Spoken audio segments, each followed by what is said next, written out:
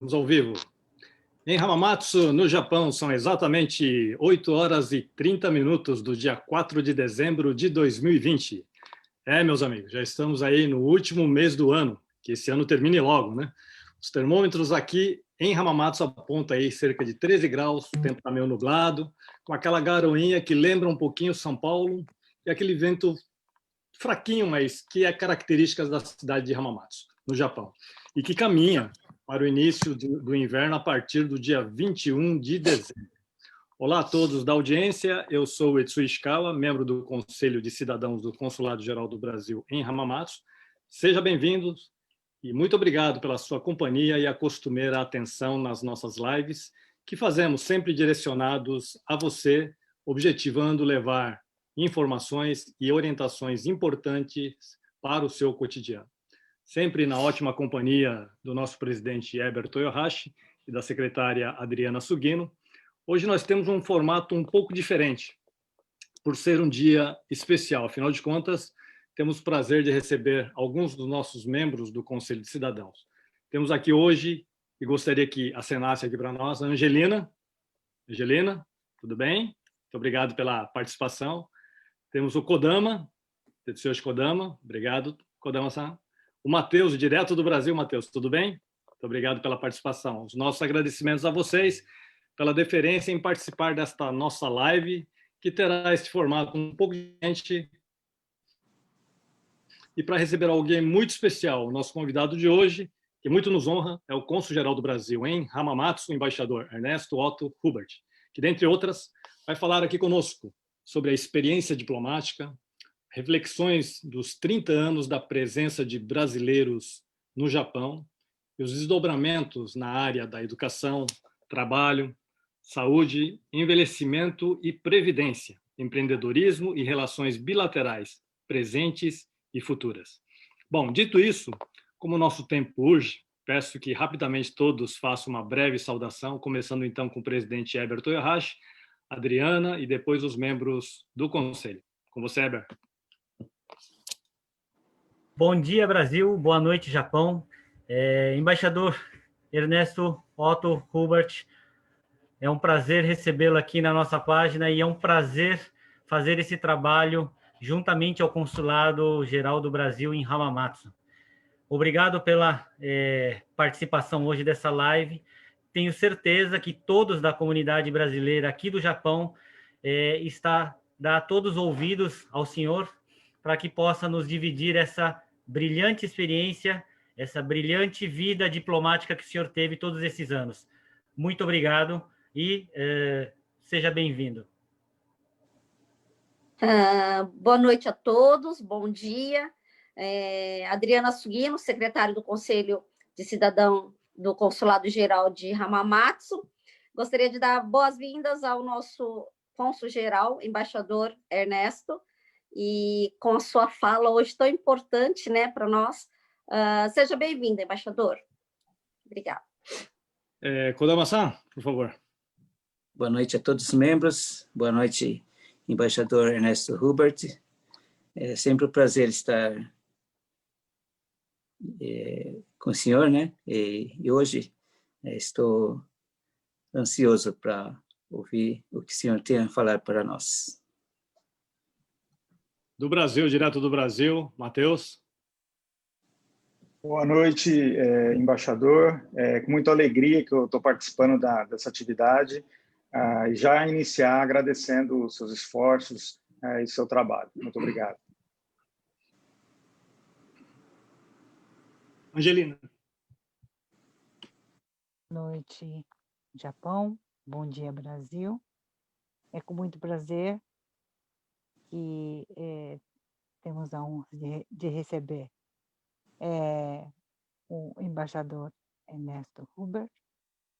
E, da minha parte, quero muito agradecer pelo que tem feito a comunidade brasileira aqui em Hamamatsu, principalmente na parte da educação dos jovens. Espero que hoje o senhor possa compartilhar conosco um pouco dessa sua experiência aqui em Hamamatsu. Muito obrigada. Obrigado a todos. Bem, com formação acadêmica em Direito e Filosofia pela Universidade Federal do Rio Grande e mestre em Sociologia Política pela PUC do Rio de Janeiro, Hubert é gaúcho e já representou o Brasil em postos de 4 grandes continentes, América do Sul, África, Ásia e Europa, nas cidades de Praga, Estocolmo, Los Angeles, Montevidéu, Pretória, Seul e Genebra. Seu posto antes de chegar a Hamamatsu foi a cidade de Vancouver, no Canadá. Em Hamamatsu, chegou em dezembro de 2017, e neste mês de dezembro concluiu seu ciclo como diplomata a serviço do Brasil e dos brasileiros. Embaixador Hubert, um grande prazer recebê-lo e obrigado pela aceitação ao nosso convite. Tem a palavra.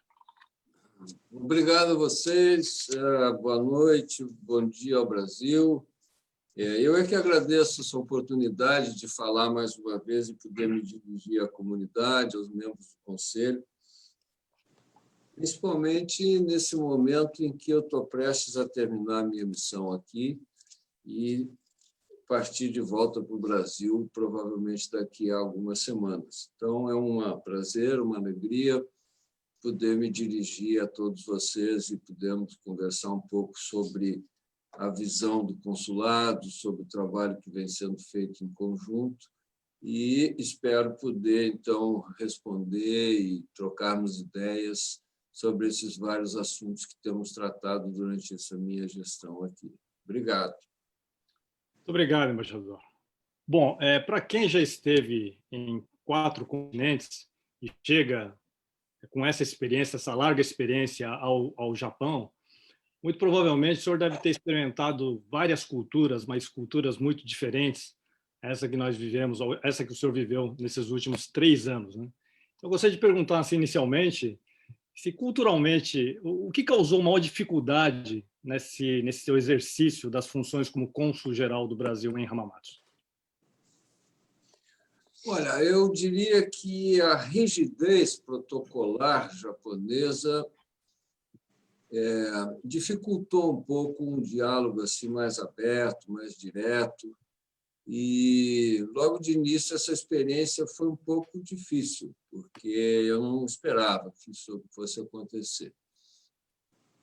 Há um formalismo assim muito estrito, tá? E isso contrasta muito com os hábitos brasileiros, que nós temos a tendência de valorizar muito esse relacionamento pessoal, que facilita gestões e negociações, mas, evidentemente, que eu fui capaz de me ajustar e passar dessa fase inicial foi muito mais fácil e não houve nenhum problema para ter um diálogo melhor e gestões e negociações. Mas, de qualquer maneira, fica essa ideia de que, para os brasileiros que vêm para cá, é um período de adaptação um pouco trabalhoso logo de início, mas é uma experiência interessante também, porque também há muita seriedade, os compromissos são assumidos e depois cumpridos. Agora, essa impessoalidade, logo de início, complicou um pouco. Assustou um pouco, né? Logo de início, esse protocolo exagerado, né, do japonês. O Japão tem uma cultura muito única, né? Por ser um arquipélago, por ser muito distante, e tem hábitos que não são muito do costume de outros países. Mas a gente vai se ajustando, se adaptando e, aos pouquinhos, tudo vai funcionando bem. Eu tenho a impressão que... Leva um certo tempo para se adaptar. Sim. Então, embaixador, eu acho que a grande missão, uma das grandes missões do Conselho de Cidadãos é exatamente servir de apoio a essa gestão do chefe do posto, enfim, de todo o pessoal do quadro de Itamaraty que vem servir aqui no Japão, então, onde exista um Conselho de Cidadãos. O nosso Conselho de Cidadãos do Consulado Geral do Brasil, em Hamamatsu, o senhor teve essa oportunidade de trabalhar muito próximo da gente aqui, né, de todos os conselheiros. Aí eu pergunto, né, 3 anos de uma atuação próxima a nós, dos conselheiros aqui que atuam de forma eu diria assim, muito diferenciado, com muito empenho, com muito vigor, com muita disposição. Eu diria assim, em termos futebolísticos, com amor à camisa, né? Então eu pergunto, bom, depois de todo esse elogio, fica difícil até perguntar isso, mas qual a sua avaliação da atuação desse Conselho de Cidadãos no período da sua gestão, principalmente nesse último ano, que foi um ano atípico, né, de pandemia, e o que podemos fazer para tentar melhorar, digamos assim, daqui para frente, a nossa performance junto ao novo chefe do posto que está por vir? Olha, o Conselho, como todos os demais, foi concebido como um foro de consultas para o consulado, no entendimento de que os membros conhecem, estão sintonizados com as carências e necessidades da população e da comunidade, porque vivem aqui há mais tempo e têm esse convívio direto, né? E isso facilita muito o nosso trabalho para assistir os brasileiros. E eu entendo que o Conselho de Ramamatos tem cumprido essa função com muita motivação, com muito interesse, com muita dedicação. Para ficar no exemplo de um tema apenas, nós fizemos inúmeras reuniões sobre assuntos de educação, que é um tema prioritário do consulado, que é uma questão complexa, como a gente sabe. E tudo isso foi muito útil, essa troca de ideias foi muito útil para que a gente pudesse se posicionar. Entre outras coisas, para poder prestar um apoio mais direto às escolas brasileiras. E agora, ainda ontem, eu entreguei a uma dessas escolas uma doação feita pelo Itamaraty de material didático, que vai facilitar que os alunos continuem estudando, não sejam retirados da escola pelos pais que estão enfrentando dificuldades pelas demissões de emprego e redução dos horários de trabalho. Também fiz algumas gestões junto à Comissão Municipal de Educação, transmitindo um pouco aquela preocupação do Conselho e da comunidade em geral, para que haja um treinamento mais longo e mais apropriado para os chamados auxiliares bilíngues, né, que tem a função de facilitar a adaptação dos alunos ao sistema de ensino japonês e facilitar e reforçar também o aprendizado do idioma japonês. Além disso, também em atendimento a várias solicitações e várias conversas com o Conselho, nós apoiamos a estruturação do plano e do programa de ensino do português como língua de herança, tá? Que é um assunto que cada vez ganha mais importância e que deve ser seguido de perto pelo Conselho. Na minha gestão, eu procurei estimular que o Conselho ganhasse mais autonomia, embora mantendo, né, uma agenda comum com o consulado e afinado com os temas que nós estamos tratando. Entre outras coisas, eu percebi que se fortaleceu uma tendência de realizar sessões informativas online, que são informações úteis e que atendem os interesses da comunidade, e eu gostaria até de agradecer e elogiar por essa iniciativa, que eu entendo que é produtiva e foi muito bem recebida pelos interessados, né? Em razão da pandemia e as suas consequências econômicas e redução de oferta de emprego, tudo, o Conselho tem assumido agora, ultimamente, uma função mais de assistencial. E eu entendo que esse foco é temporário, mas tem feito coisas muito importantes, como, por exemplo, essa campanha para arrecadação de doações e distribuição às famílias mais necessitadas. Então, eu só tenho elogios, só tenho palavras de agradecimento por esse trabalho conjunto, essas informações e esse interesse de vocês.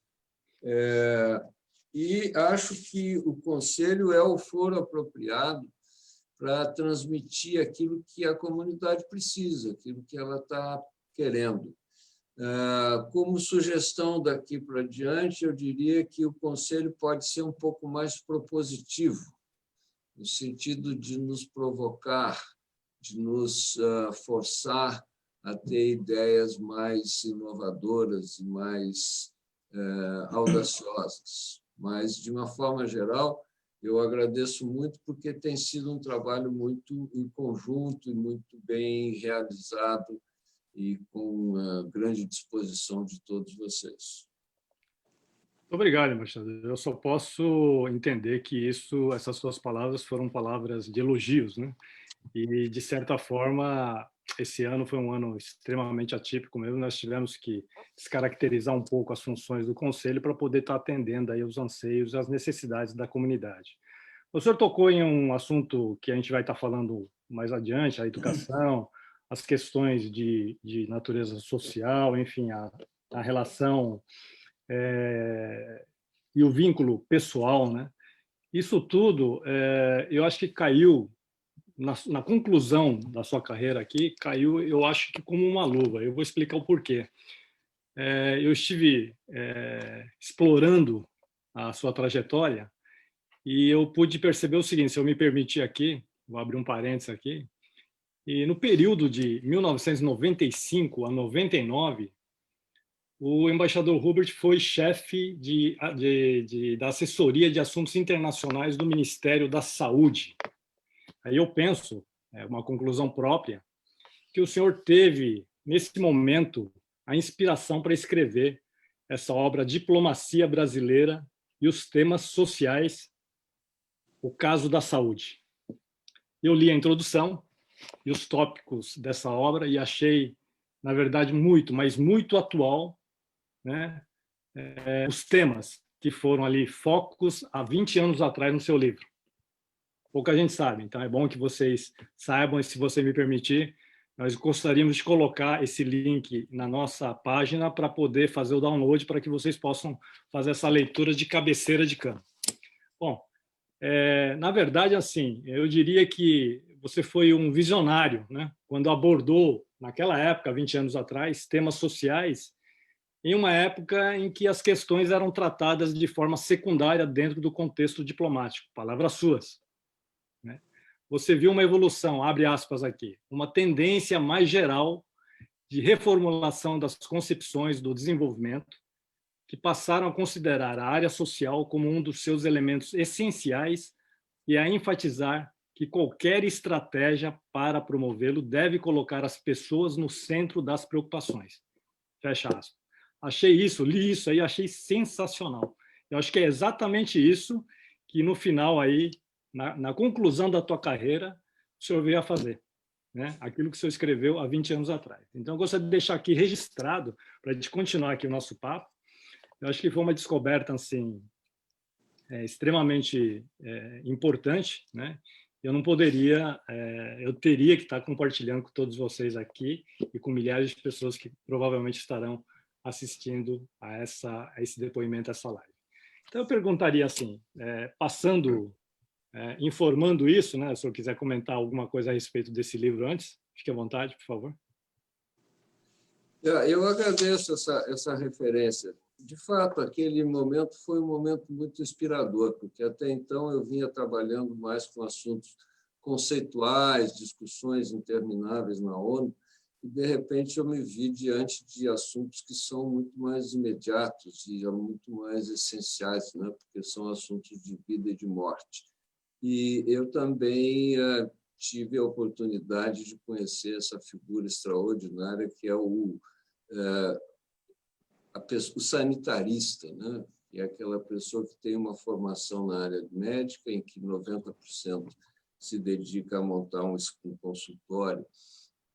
E, na verdade, o sanitarista se preocupa com a saúde pública. Ele está mais interessado em vacinar, mais interessado em combater pragas e doenças e infecções do que propriamente ter uma vida dirigida à clínica. Então, sim, tudo isso me faz lembrar, porque estamos vivendo tempos muito difíceis, né? Muito estranhos, essa quantidade de limitações, essa quantidade de dificuldade de movimentos, etc., chamam a atenção que se reforça cada vez mais aquela afirmação de que as pessoas têm que estar no centro de qualquer estratégia. E é isso que o governo japonês tem feito, e com um bom sucesso. Agora, ultimamente, nós temos visto que aqui em Shizuoka, em Hamamatsu, tem crescido muito o número de casos. Então, eu faria um chamamento à comunidade para não relaxar, ao contrário, procurar se cuidar cada vez mais, ter em mente todas essas precauções, que são desagradáveis, mas que são necessárias, porque, senão, com aglomerações, se não houver distanciamento social, a gente está perdendo de vista o que é o essencial, que é preservar e cuidar e evitar a exposição das pessoas a riscos que muitas vezes são desnecessários. Perfeitamente. Está bem? Claro, perfeitamente. Você quer continuar? Não. Posso? Vamos continuar essa conversa. Então, com relação à saúde, né? O senhor disse ali na tua obra, no teu livro, falou-se muito na segunda parte do livro sobre a saúde, que é absolutamente relevante, importante e deve ser tratado com absoluta prioridade.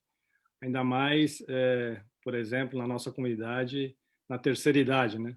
No meu caso, evidentemente, da nossa comunidade começa a envelhecer. O acordo previdenciário, nesse caso, foi um grande avanço e estará provavelmente possibilitando aí milhares a obter benefícios que antes de 2011 nós não tínhamos, né? Hoje, cerca de 210 mil brasileiros no Japão e alguns milhares de expatriados circulando pelo Brasil tem essa possibilidade de fazer a somatória e obter, então, esse benefício. O senhor acha que a falta de planejamento, o brasileiro falta planejar melhor, de uma forma mais ampla, de uma forma mais detalhada, os cuidados com a sua vida no Japão, de uma forma geral? Sim, concordo, mas eu colocaria isso num sentido mais construtivo e mais positivo. Tá? Eu acho que a gente precisa reforçar, junto à comunidade, a noção de que é preciso ter uma estratégia, é preciso ter um planejamento, é preciso se prevenir, se preparar. Sobretudo num país como o Japão, em que tudo é feito com enorme antecedência. Né?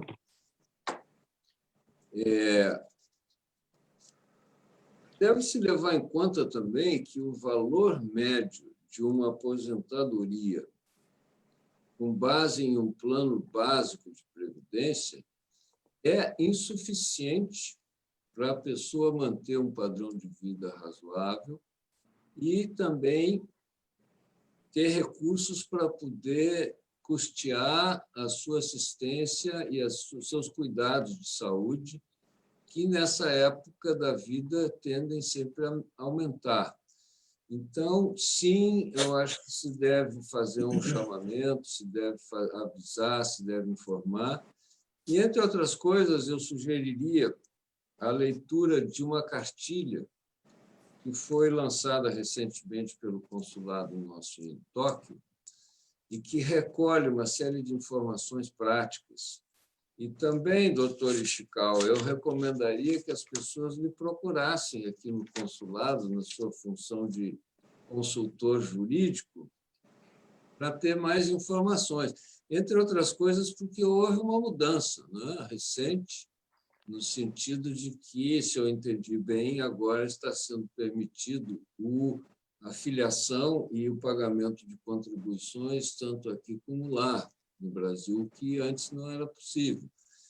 E como há um grupo numeroso da comunidade que ainda pensa, na época da aposentadoria, voltar para o Brasil, isso faz com que haja uma preocupação e o interesse de se informar melhor.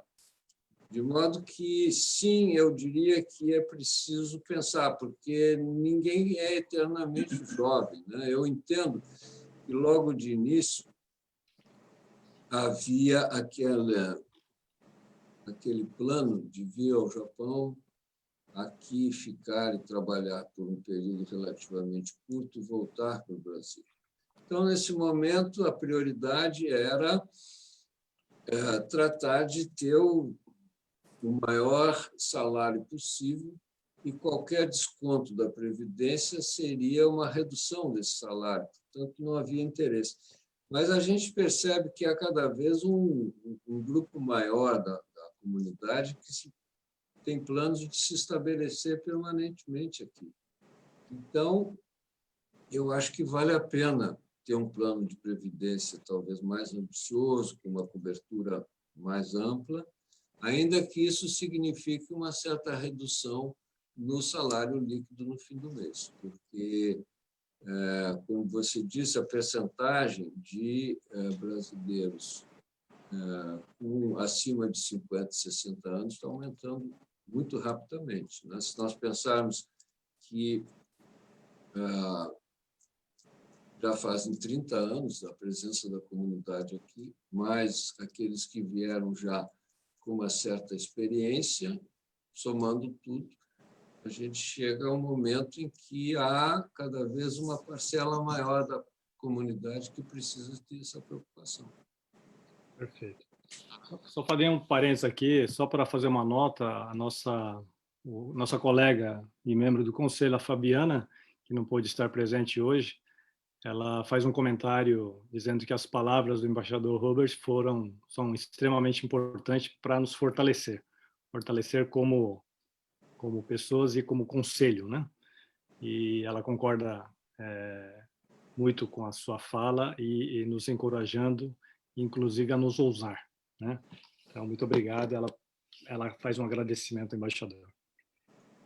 Matheus tem uma pergunta para o embaixador que diz respeito aos nossos jovens, né? Aos jovens, o nosso futuro.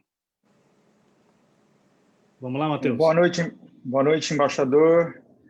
Com muita alegria que eu participo com essa turma boa que está aí no Japão, né, desse momento muito especial. Embaixador, a minha pergunta, ela envolve o interesse dela, na verdade, em relação às gerações, né? O senhor já manifestou várias vezes a preocupação com os brasileiros e as brasileiras mais velhos, mais novos, com as crianças também, que transitam entre a realidade escolar brasileira e japonesa, mas, em especial, embaixador, me incomoda um pouco ouvir na imprensa, principalmente aqui no Brasil, que os jovens brasileiros que estão se preparando para o ingresso no mercado de trabalho, Brasil ou Japão, que eles estariam sendo uma geração neném, uma geração que não quer trabalhar e não quer estudar. Por que me incomoda um pouco isso? Me incomoda porque eu acho que não é verdade. Eu acho que nós temos grandes brasileirinhos e brasileirinhas aí, guerreiros aí dentro das suas realidades. E no Japão, em especial, essas provas, essa vida, ela implica em dificuldades ainda mais complexas. Então, eu gostaria de pedir o senhor aí, com toda essa incrível lucidez e generosidade, que deixasse uma mensagem, principalmente para os nossos jovens, os nossos brasileiros e brasileiras aí, que estão nessa fase de tomada de decisões, os nossos jovens, por favor.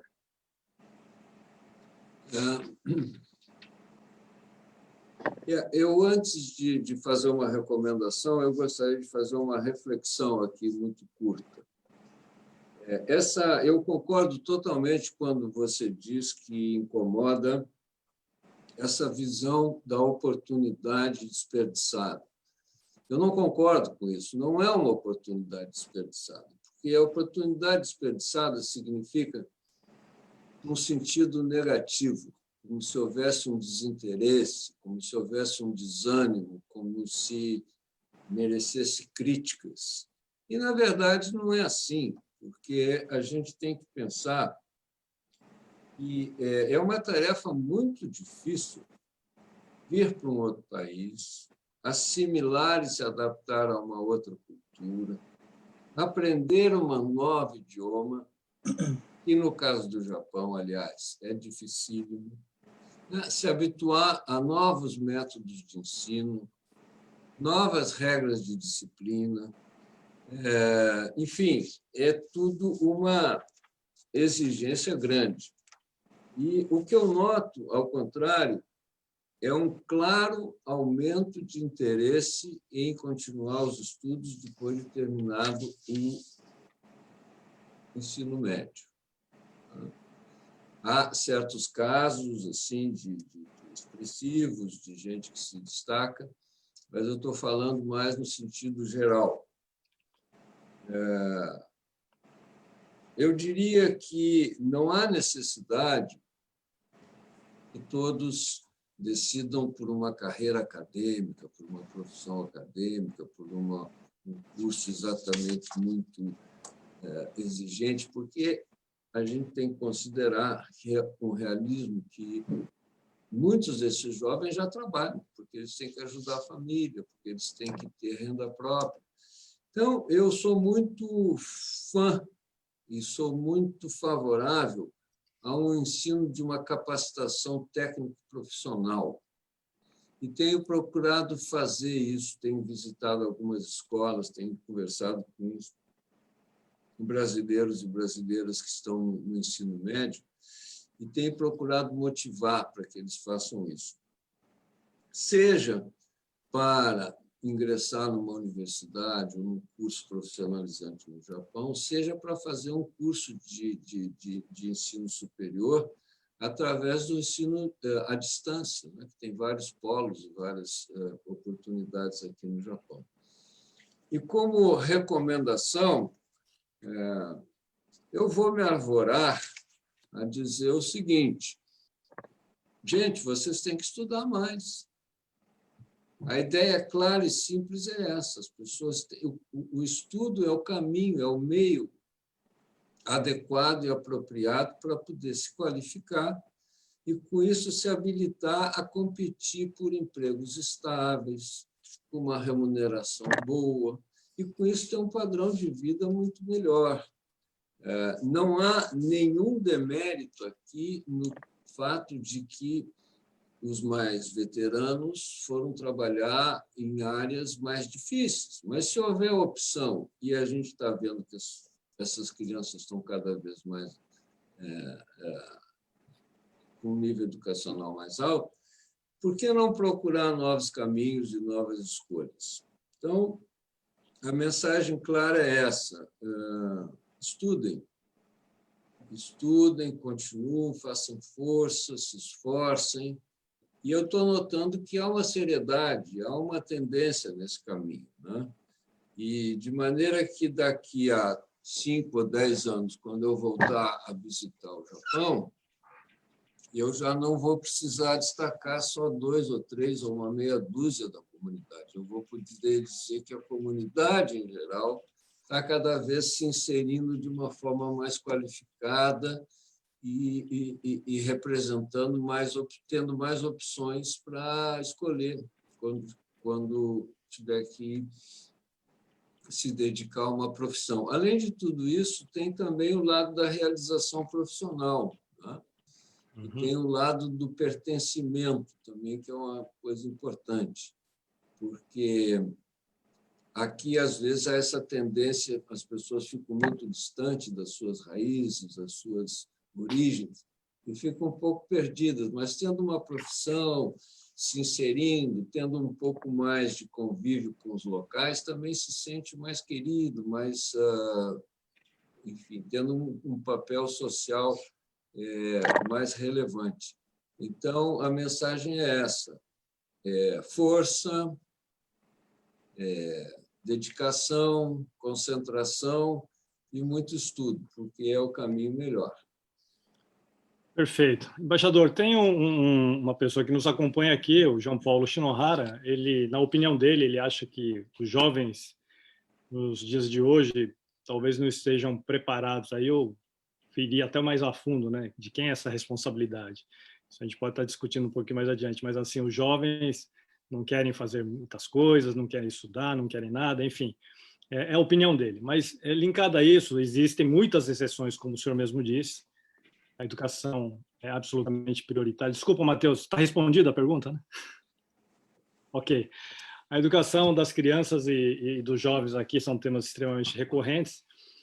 Nós temos aqui na sociedade brasileira, no Japão, aqui alguns destaques pontuais que se tornaram um exemplo, né? Mas, enfim, como foi o caso aqui do Renan Teruya, que passou aqui no exame da Ordem dos Advogados no Japão, hoje trabalha no escritório em Nagoya.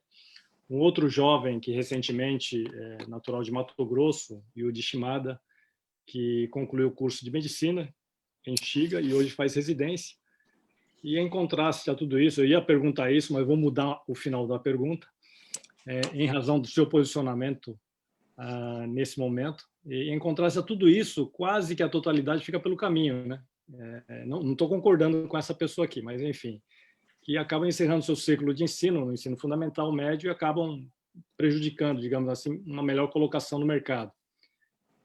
Qual a sua opinião? O senhor já disse que não é desperdício. O senhor entende, então, que nesse momento de 30 anos de comunidade brasileira no Japão, essa média, digamos assim, esse saldo é um saldo positivo, ou seja, essa dificuldade natural que nós temos aqui com a língua local aqui, com a adaptação, com a possibilidade de estudar, a pessoa concluiu o ensino fundamental, o ensino médio, estaria de bom tamanho ou não? Essa é a sua avaliação?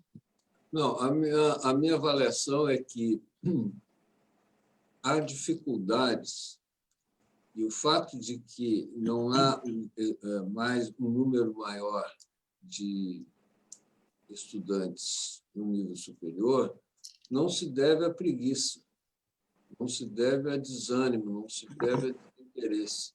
Eu acho que isso é resultado de dificuldades que são próprias de alguém que está imigrando, que está vindo para cá e que tem que se adaptar a muitas coisas, né? Regras diferentes, comportamentos outros, valores que não são exatamente os que estamos mais acostumados. Um idioma que é uma dificuldade enorme, não só menos, talvez, na comunicação, mas na escrita, né? E na leitura, principalmente, com os ideogramas, os kanjis. Isso é uma barreira quase intransponível, de modo que, se nós pensarmos em alguém que está na idade de iniciar um curso superior, o fato de ter chegado lá e ter vencido todos esses obstáculos iniciais merece reconhecimento e que a gente deve incentivar que continue mais adiante. E eu discordo com a ideia de que o desempenho é fraco. Pode melhorar, precisa ser estimulado, vamos fazer juntos. Perfeito.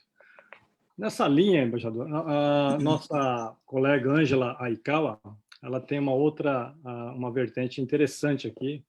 Ela nos mandou aqui um questionamento, na verdade, uma constatação. Ela, que trabalha numa instituição bancária japonesa, vive com isso, com esse tipo de situação de uma forma até permanente. Ela diz aqui que os brasileiros, então, vieram ao Japão com um sonho, vieram solteiros ou com a família, vieram atrás, cada qual do seu objetivo, foram se acostumando com a vida aqui no Japão, vivendo o presente, e no decorrer do tempo surgiram novos sonhos, como adquirir a casa própria no Japão, enfrentaram grandes crises no decorrer desses 30 anos da comunidade aqui no Japão, e atualmente, como todos nós, enfrentam a crise do Covid-19, qual tem atingido diretamente o orçamento doméstico dessas famílias. Esse já com uma idade avançada, né? Se estamos falando 30 anos de presença de brasileiros, aquele que chegou com 30 já está com 60.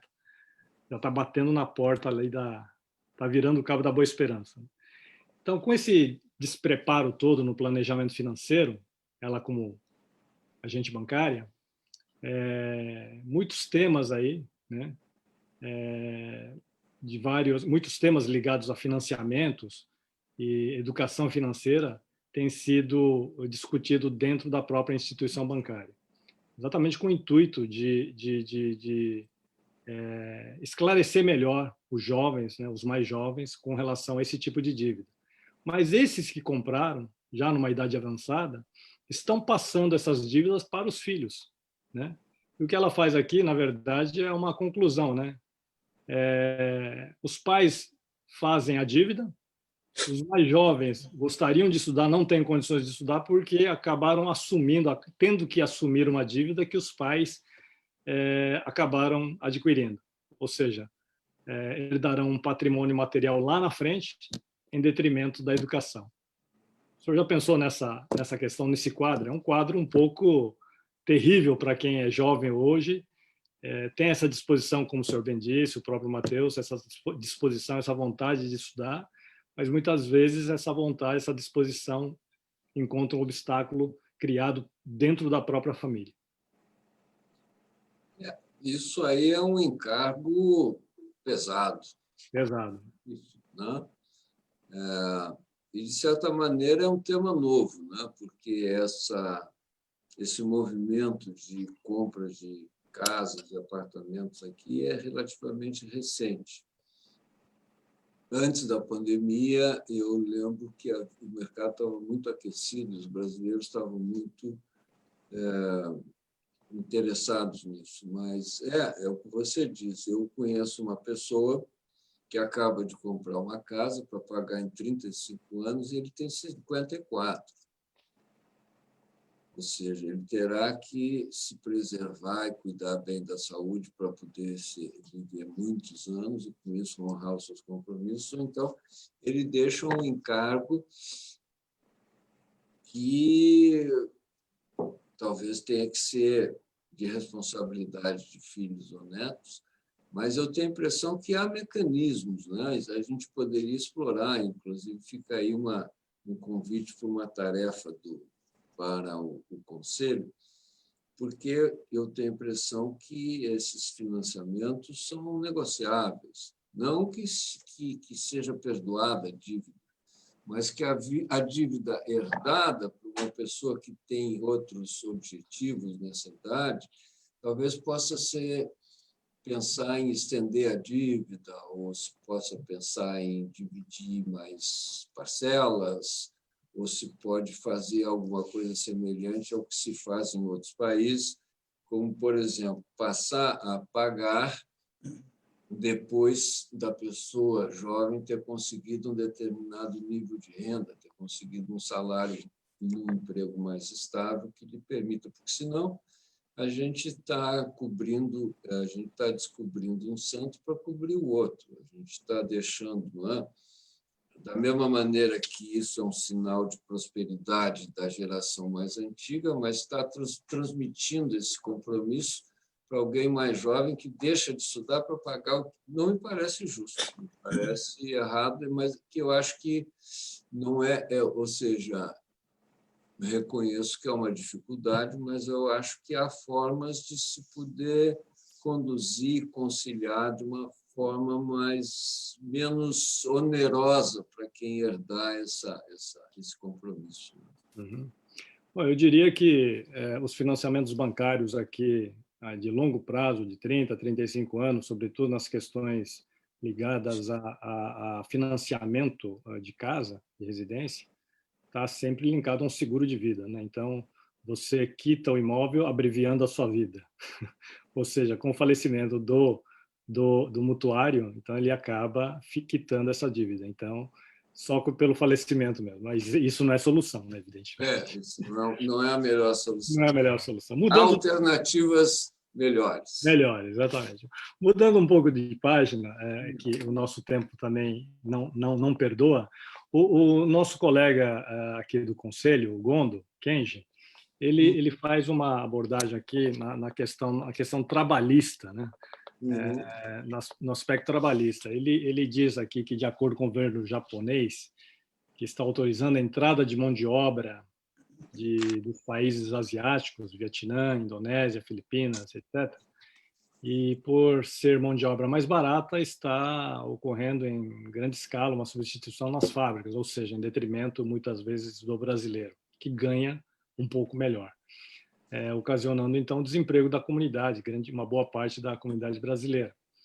Existiria algum plano, se é que a gente pode dizer assim, de ação para esse tipo de problema, ou seja, plano não digo, acredito que o que ele quis dizer, se existe dentro do meio diplomático alguma discussão a respeito dessas questões, naquelas reuniões de coordenação consular e tal, e ao mesmo tempo se existe uma linha de apoio para os afetados nesse momento, juntamente aqueles que estão na mesma situação por causa do Covid, ou seja, desempregados. Existe alguma discussão a respeito disso no meio diplomático brasileiro, embaixador? Existe, sim, nessas nossas reuniões de coordenação consular, que há uma coordenação muito próxima dos 3 postos aqui e da embaixada, nós temos conversado sobre isso. Agora, eu diria ao Gondo que, sim, a situação é preocupante, mas ela não é surpreendente. Sim. É algo que se poderia prever, porque se a mão de obra asiática é mais barata, a tendência é que o empregador-empresário procurará contratar essa gente. É da natureza dos negócios. Não é? Assim que funciona, a gente não pode ser idealista demais. Agora, qual é a solução? A solução, que é mais fácil dizer do que fazer, mas a solução seria esses brasileiros justamente se reciclarem, se capacitarem e demonstrarem que eles têm uma produtividade mais alta que os outros, que eles estão preparados melhor do que os outros para fazer as mesmas funções. Porque se a gente for pensar estritamente em termos de custo, aí não tem solução.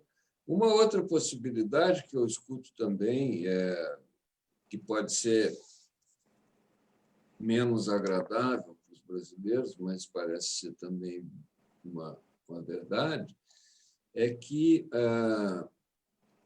a tendência é de que os empregos naquelas indústrias, naqueles setores mais atraentes, que têm salários melhores, provavelmente vão diminuir. Então, é mais um alerta para que os brasileiros se preparem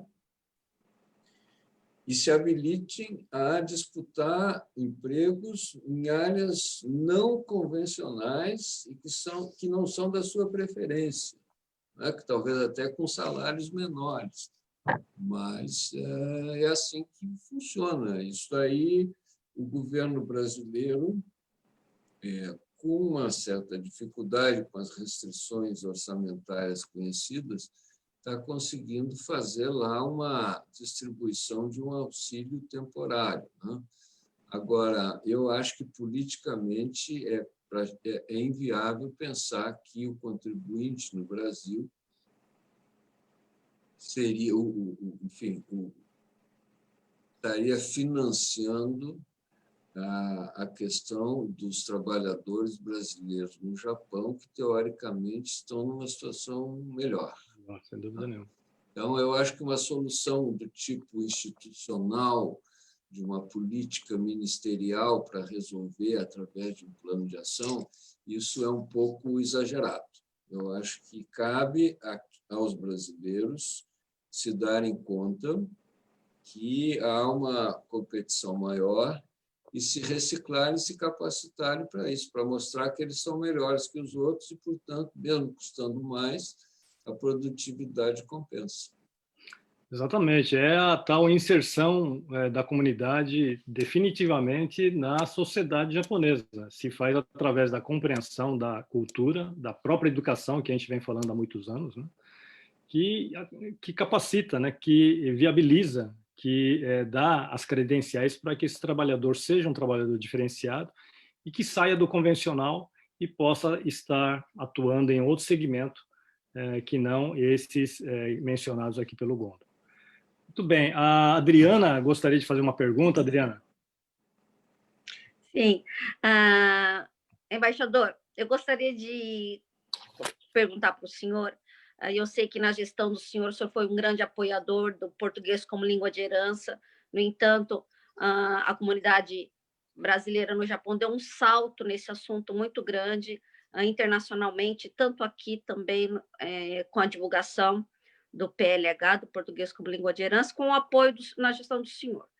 Agora, após 30 anos dos brasileiros aqui no Japão, o que o senhor poderia falar, o que o senhor pensa sobre os brasileiros estudarem em escolas, a importância dos brasileiros estudarem em escola japonesa, aprender o japonês e também o português, né, como língua de herança, ou português nas escolas brasileiras? Obrigada. Você, Adriana, já conhece a minha posição, não? Mas eu vou deixar de público. E parte da sua pergunta já tem a resposta embutida. Ora, se eu venho para o Japão para ficar 5 anos, enricar e voltar, mas eu estou aqui há 30, a tendência é que cada vez mais essas famílias se estabeleçam aqui em definitivo. O natural, portanto, é que essas famílias tratem de colocar os seus filhos de maneira que eles possam ter a sua vida voltada para o Japão. E o elemento essencial para isso é aprender o idioma, é entrar na escola pública japonesa. Agora, muito bem. Aliás, isso é semelhante ao que aconteceu com os migrantes japoneses que foram para o Brasil. Tá? Muito bem. Agora, não podem perder os seus vínculos com a cultura brasileira, até por uma questão de identidade cultural, por uma questão de afetividade, porque eles precisam conversar com os tios, os primos, os avós que moram lá.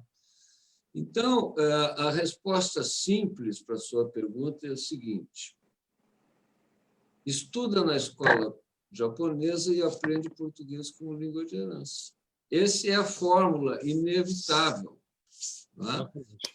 Me perdoem as escolas brasileiras, que continuarão tendo um papel e tiveram muito de grande valor, mas a gente não pode ignorar que esse é a evolução natural. Né? Então, para responder assim de uma maneira direta e clara, eu diria que, queira ou não queira, a gente vai se ver diante do seguinte fato: cada vez mais, um número maior de brasileiros estará estudando na escola pública japonesa e precisará complementar isso com o português como língua de herança para poder se comunicar e não perder suas raízes com o Brasil. Obrigada, embaixador. Uma resposta muito boa. E outra coisa, queria agradecer novamente ao senhor o apoio nessa gestão do senhor, que foi um apoio muito grande e muito forte ao português como língua de herança, e também que fez paralelo com o Itamaraty, que foi, assim, nós crescemos, né, sobre esse assunto muito aqui no Japão. Obrigada. Muito bem, de nada. Eu estou convencido que o bilinguismo é uma virtude, ele só pode ser positivo, não tem nada contra. Portanto, o português como língua de herança é essencial nisso. Sem dúvida nenhuma, sem dúvida nenhuma. Isso é muito importante mesmo. Já dou uma pergunta aqui. Na verdade, sei que a gente pode dizer que é uma pergunta, mas, enfim, as relações diplomáticas entre Brasil e Japão. Né? Esse ano foram estabelecidas, aliás, em 1895, foi assinado aí o Tratado de Amizade, Comércio e Navegação. Esse ano completou aí 125 anos, completa 125 anos. E acabou gerando, então, em 1908, a abertura e o caminho para a imigração japonesa ao Brasil, e completa esse ano 112 anos. Esse ano, o caminho inverso, né, que completou agora, como nós conversamos aqui, 30 anos da presença de brasileiros no Japão, e esse vínculo humano, né, que é um dos maiores patrimônios da relação Brasil-Japão. Todo mundo discute isso, todo mundo fala isso, e realmente é uma realidade. Esse vínculo humano é um dos maiores patrimônios das relações Brasil-Japão. Em que pese toda essa ótima relação, o senhor não acha que no âmbito comercial, empresarial, de negócios, essa relação bilateral poderia ser melhor incrementada, né, com muito mais, poderia evoluir muito mais. Aquilo acho que o senhor já comentou alguma coisa a respeito. Mas o que nós, da comunidade brasileira, poderíamos fazer, além de ser protagonistas, sermos protagonistas desse vínculo humano? O que nós poderíamos fazer? Ok. Sim, essa relação pode ser muito aumentada, intensificada. Agora, vamos aos fatos. Todas as grandes empresas, todos os grandes grupos empresariais japoneses estão estabelecidos e operando no Brasil tradicionalmente há muito tempo. Ainda semana passada, eu fiz uma visita aqui ao CEO da Yamaha Motors e ele me disse que, a despeito da redução, da contração econômica por causa do coronavírus, eles conseguiram vender todo o estoque de motocicletas que eles tinham produzido em Manaus e que estava muito satisfeito com o desempenho. Porque as pessoas, diante da dificuldade de se transportarem com transporte público, optaram pela compra da motocicleta. Então, nesse lado, digamos, mais macroeconômico, está funcionando bem. Mas não estamos satisfeitos e achamos que poderia ainda aumentar mais. Tanto é que, junto com o Mercosul, nós iniciamos entendimento para se fazer um tratado de comércio Japão-Mercosul e, por iniciativa própria, estamos apresentando ideias para se fazer um acordo de parceria econômica mais ambicioso, mais amplo, mais abrangente. Bom, ainda continuo no plano mais governamental e macroeconômico. Voltando aqui, em termos mais concretos, para a nossa região, Shizuoka e Hamamatsu, vocês poderiam fazer o seguinte: vamos olhar um pouco o quadro, a situação qual é.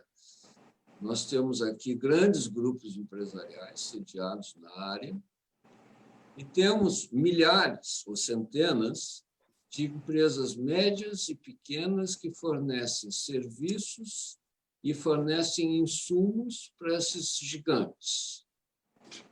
Os gigantes já estão no Brasil há muito tempo. Essas pequenas e médias empresas, não. Então, eu acho que o que se pode fazer é tratar de estimular relações entre as empresas médias e pequenas com as suas contrapartes brasileiras e que a comunidade seja a ponte para fazer isso. A comunidade poderia, através da sede regional do BBG, por exemplo, que já tem uma certa experiência, articular algumas ações conjuntas para que o pequeno e o médio empresário brasileiro aqui apareçam mais. Eu lembro, por exemplo, que o nosso banco Iwata Shinkin fazia tradicionalmente aquele seminário econômico anual. Exatamente. E ainda no ano passado eu tinha sugerido que se fizesse ou junto ou paralelamente ao seminário anual, uma pequena feira para pequenos e microempresários brasileiros, mas não só uma coisa exclusiva e por nacionalidade, que eles tivessem a oportunidade de conversar com seus contrapartes japoneses, ou seja, pequenos, médios e microempresários brasileiros conversando com os parceiros japoneses locais para tentar estimular esse fluxo de negócios entre pequenas e médias empresas locais com o lado brasileiro. Claro que isso não teve uma boa receptividade, mas não foi adiante por causa da famosa pandemia, né? E todas as suas consequências e dificuldades para marcar reuniões e tudo. Agora, além disso, isso requer que os pequenos e os médios empresários brasileiros se preparem, porque tem toda essa questão da formatação, e eu volto àquela pergunta inicial dos protocolos e da rigidez protocolar.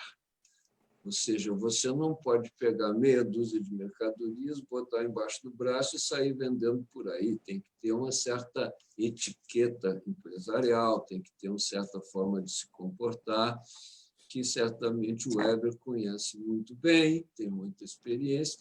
Então, eu acho que o Conselho pode se envolver nisso, não para tirar partido próprio pessoal, mas para estimular esse grupo, seja diretamente, seja através da BBG, para ter mais encontros, de maneira que o empresário pequeno brasileiro pense em um ramo de negócios, uma dimensão de negócios que inclua o mercado local. Porque o que eu escuto também de gerentes de bancos japoneses é que o brasileiro só quer fazer negócio com a sua própria comunidade, porque é mais cômodo.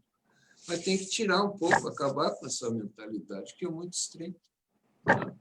E fazer coisas em associação. Para isso, precisa ter um material apropriado, precisa se expressar com fluidez no idioma local. Por isso, eu digo, não é uma coisa para amanhã, mas tem que ser construído aos poucos. Perfeito. Embaixador, nós estamos avançando um pouquinho no horário.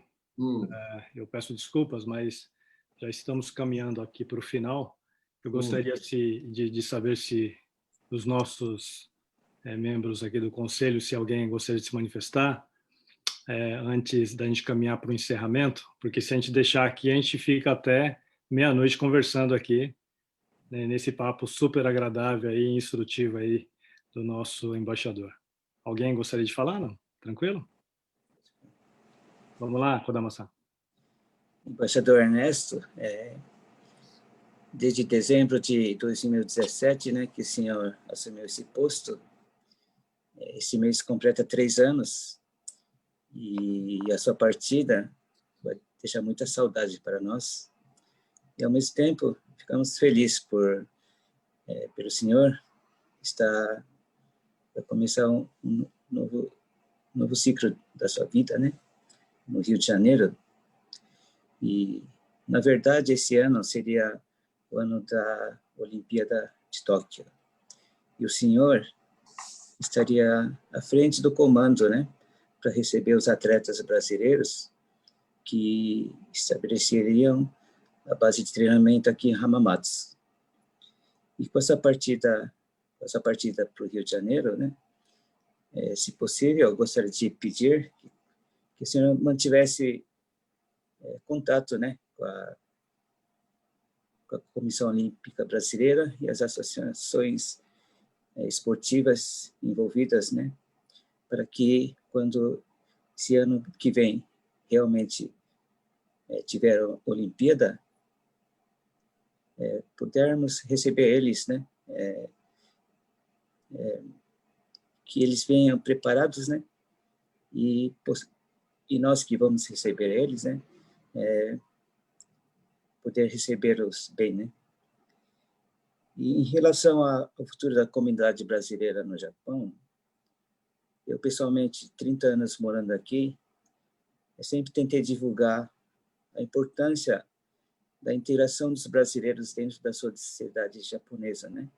E sempre usei como modelo os imigrantes japoneses que foram ao Brasil, né? Eles também, por muitas décadas, passaram por muitos problemas, conflitos, né? E, aos poucos, os filhos, netos e bisnetos foram se integrando dentro da sociedade brasileira, né? E hoje não se fala muito de problema da comunidade japonesa dentro do Brasil, né? E acredito, eu também vejo um futuro positivo dos brasileiros aqui no Japão. Muitos estão entrando na faculdade, né? Acredito que talvez nós que somos pioneiros, que abrimos muitas portas aqui os jovens, né? Talvez, quando os brasileiros estiverem bem adaptados aqui, já nós, os pioneiros, talvez já não estivéssemos aqui, né, para presenciar, né? Mas enquanto como ser humano, né, precisamos deixar sementes, né, e deixar alguma herança, né, para o futuro dos jovens, né? Então, enquanto estivermos aqui, acredito que todos os membros do conselho e as pessoas que não são membros também, né, estão batalhando por um futuro melhor para as crianças, né? E então gostaria de pedir ao embaixador Ernesto, né, que mantivesse o vínculo com o Japão, né, e acompanhasse, né, o nosso crescimento daqui para frente. E gostaria de agradecer os 3 anos, né, pelo belo trabalho, né, e que tenha uma vida muito agradável no Brasil. Obrigado. Tudo bem, eu acho que o Kodama foi muito feliz aí nas suas observações, embaixador. E você vê que ele não quer deixar você em paz, né? Lá no Rio de Janeiro, com aquela praia maravilhosa, quer que você trabalhe ali, representando aqui Hamamatsu junto ao COB, Comitê Olímpico, as confederações esportivas, que, por acaso, a maioria se encontra no Rio de Janeiro. Tá aí a sua missão aí, né? Pronto, já tem um novo emprego. Já tem o que fazer. Kodama, olha, você tocou em 2 pontos aí super importantes. Primeiro, essa questão das Olimpíadas, e eu vou repetir um pouco aqui de público, que provavelmente eu já comentei com vocês. Eu sou totalmente apoiador da vinda dos atletas e das delegações brasileiras aqui por uma razão simples. Esse pessoal, em geral de origem humilde, esse pessoal representa exemplos muito edificantes de alguém que superou dificuldades, de alguém que conseguiu fazer sucesso na sua profissão. E os brasileiros, não só os jovens, os adultos aqui, às vezes ficam carentes de ter um convívio maior com esse pessoal bem-sucedido, porque não tem muita oportunidade. Então, justamente eu percebi isso quando as delegações de judô e de outras modalidades estiveram aqui no ano passado, e os alunos foram em massa para ver os treinamentos, para conversar, fizeram apresentações, receberam lembrancinhas, mas, acima de tudo, foi um momento de confraternização, de brasilidade, se vocês quiserem, com certo exagero. Então, eu fiquei muito pesaroso que não se pudesse fazer um programa que a gente tinha pensado de fazer, de contatos e tudo isso. Mas, por outro lado, eu fiquei informado de que a prefeitura renovou formalmente o compromisso de voltar a receber, nas mesmas condições, todo esse grupo. Eu estou falando aqui de um grupo que tem mais de 400 pessoas, que ficariam aqui, no total, em torno de umas 2 semanas. Ou seja, as oportunidades para se fazer esse convívio são muito grandes, embora eles tenham que se dedicar principalmente aos treinos, porque senão não vão poder competir. Bom, mas, dito isso, eu vou aceitar a sua oferta de emprego, e vou me empenhar nisso, e também vou comentar com o meu sucessor, que é o embaixador Aldemo Garcia, que está vindo de Timor-Leste, que vai passar uns dias comigo aqui nessa fase de transição de chefias, e vou passar esse recado. O segundo ponto que você tocou, bom, eu só queria complementar o primeiro dizendo o seguinte: a reação da comunidade brasileira foi extraordinária e extremamente positiva, porque a prefeitura tinha a expectativa de ter um determinado número de voluntários, teve mais do que o dobro, porque está todo mundo querendo ajudar. Então, isso é estimulante, isso é bom, isso mostra que as pessoas estão atentas, estão interessadas, estão motivadas. E voltando agora ao segundo ponto, que é o seguinte: certamente todos vocês aqui foram pioneiros. O Matheus menos, porque ainda é muito jovem, mas os outros foram pioneiros. E vocês estão deixando aqui um legado importante, né? Quer dizer, se criou, se consolidou um movimento, já mesmo antes da existência do consulado, porque eu lembro que não é, todo mundo aqui esteve envolvido, foram recolhidas mais de 35 mil assinaturas para se criar um consulado. Então, eu estou aqui por conta de vocês. E, como retribuição, então, vou trabalhar para vocês quando chegar no Alto do Brasil. Está combinado assim? Bom, gente, eu estou considerando que o Kodama já fez as suas considerações finais e agradecimentos. Eu passaria aqui para o Matheus do Brasil. Né? De repente, você já tem algum compromisso em seguida, você já aproveita e já tem a sua fala final aí de saudações e agradecimentos ao embaixador. Por favor. Embaixador, muito obrigado. Só, então, fechando essa participação, eu tive poucos contatos pessoais, presenciais com Vossa Excelência, né? Mas nos que tive, principalmente o primeiro, me chama muito a atenção a sua humildade e generosidade, né? O senhor está retribuindo aí ao carinho dos pioneiros, ao carinho dos próprios militantes brasileiros no Japão em defesa da comunidade, né? E de uma forma assim, até uma obrigação moral minha, eu devo dizer que eu sou testemunha do seu empenho e dessa generosidade, solidariedade incrível que o seu espírito traz, tá certo? Então, seja bem-vindo ao Brasil, né? E fiquei muito feliz aí que o senhor aceitou o emprego proposto aí pela turma do Conselho. Você que está no Brasil, cobra dele aí, viu? Pode deixar. Obrigado. Obrigado, Matheus. Obrigado. Adriana, por favor, tem a palavra. Sim, bom, eu como, né, desde o início, 3 anos trabalhando com o embaixador, eu só tenho a agradecer, né, teve momentos difíceis e ele sempre apoiando, sempre me apoiando. Eu quero agradecer imensamente por tudo o que o senhor fez, tanto no pessoal como, né, no profissional também. E que o senhor tenha um bom, né, período agora, né, essa nova parte da vida do senhor, e que seja muito feliz com a família e lá no Brasil e nos novos projetos também. Se precisar da gente, estamos aqui. Se precisar de mim, principalmente, pode contar sempre. Muito obrigada por tudo, embaixador. Eu é que agradeço. Obrigado. Presidente Heber Toyohashi. Embaixador Ernesto, muito obrigado pela presença hoje, por essa divisão de conhecimentos, né, um compartilhamento desse conhecimento, dessa experiência que o senhor teve durante toda essa carreira brilhante de diplomata aqui para a gente. Eu mesmo, com 2 anos de conselho aqui, aprendi muito com o senhor. Posso dizer que eu sou o conselheiro barriga verde aqui, né? Perante todos os grandes conselheiros antigos aqui, aprendi muito também com eles.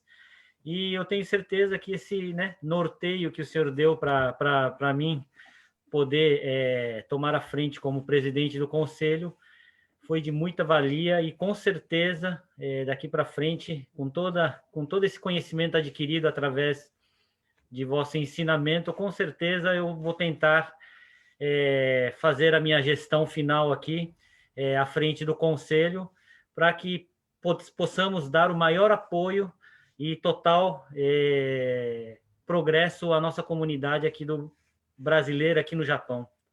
Então, eu desejo muita saúde, uma boa viagem ao Brasil e aguardando o retorno na Olimpíada de 2020 no verão do ano que vem, né? Então... Relatório de trabalho, presidente. Sim. Então... se o Kodama me der férias lá, se vocês me convidarem, eu venho. Opa! Então, estaremos aguardando mesmo, né? Uma presença, um acompanhamento daquilo que o o senhor criou nesses 3 anos que o senhor esteve aqui, à frente do Consulado Geral do Brasil em Hamamatsu. Muito obrigado, e eu acredito que esse agradecimento é pleno em relação a todos os brasileiros aqui do Japão, não somente da jurisdição de Hamamatsu. Muito obrigado. Obrigado a você. Bom, no final aqui eu gostaria de fazer aquele bate-bola, né, que a gente faz Vamos lá. primeiramente com pessoas queridas, nossos convidados ilustres e de honra. Bom, eu respondendo então, em poucas palavras, uma profissão, embaixador. O jornalismo Ai, que maravilha, hein? traz a informação cada vez mais indispensável para as Mas pessoas. jornalismo atual, não? Não, sem fake Não, news. não. Uma bandeira, uma bandeira. A bandeira, no sentido literal, é brasileira. No sentido de metas ou algo a conseguir, redução de desigualdades e aceitação das diversidades. Maravilha. Um grande amigo. Meu primo Roberto e também todo o pessoal aqui que me deu toda essa amizade esse tempo todo. Muito obrigado. Um exemplo a ser seguido. Um homem público que se dedique seriamente aos interesses da comunidade, da população, sem citar nomes. Ok. Um diplomata. Dos mais recentes, Celso Amorim, pela sua condução de uma política externa atuante, vibrante e participativa. Perfeito. Uma cultura. Eu prefiro não responder essa. Diplomata, né? Muito bem. Porque cada uma tem as suas virtudes, seus defeitos, de acordo com o seu contexto histórico, e eu tenderia a desagradar muita gente. Exatamente, exatamente. Agora, o pior, né? Agora eu quero ver se eu saio dessa saia justa. Um presidente da República. Olha, pela sua ponderação, pela sua sensatez, dos mais recentes, eu também acho que indicaria Fernando Henrique Cardoso. Muito bem. Gaúcho de nascimento, Grêmio ou Inter? Essa é fácil. Sem hesitação, Inter. Colorado, né? Colorado, Embaixador, um sonho realizado.